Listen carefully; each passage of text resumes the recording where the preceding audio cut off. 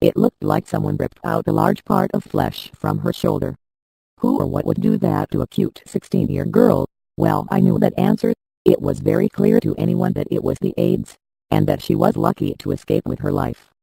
The flow of blood was spewing out of a vein. Her arm was very badly in need of repair. I had to do something, but what? That I had not figured out yet. And if any more blood pours out, she will die. I was born with quite weak skin, easy to tear, Zoe explained, seeing the look on my face.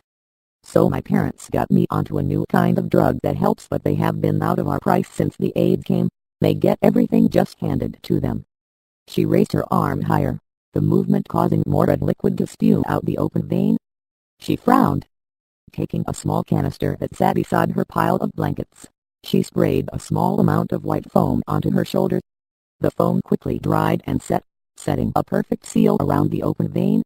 Darn, Zoe cursed, wiping her arm of the blood. I lost so much blood. Now it's going to be a bitch to move my arm.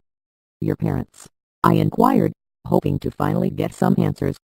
Where are they? Dead, Zoe said flatly, almost without any remorse or sorrow. At least, I think they are.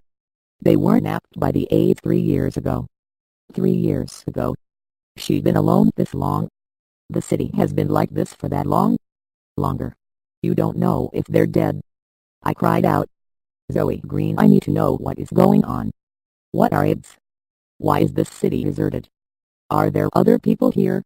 Why is this all happening? Zoe, amazingly, just shrugged. I don't know. Things been this way since as long as I can remember. I couldn't believe my ears.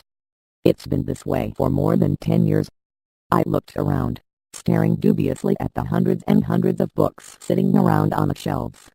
She was surrounded by 50,000 pages worth of information and history. How could she not know? I picked up a book, flipped through it. The book was a simple study on horses, but the text was written in standard very basic English. I flipped to the front page where he saw the title, author and copyright. Date, 1962. You can read. I looked at Zoe, who was staring at him with pure awe and admiration. She stood up, clambering over her bed and things to get to me. You can read the things that are written here. That answered one question. Zoe didn't let me answer her. Instead, she ran over to one of the pictures that were hanging around her bed, grabbed it, and shoved it under my nose. What does this say? Zoe said excitedly, pointing to the text written underneath a picture of a colorful bird. I've been wondering what this says for the longest time. I frowned. The text was written in German and Klingon, and they didn't even teach German in schools where I was from, and I wish that I could read Klingon. To be continued.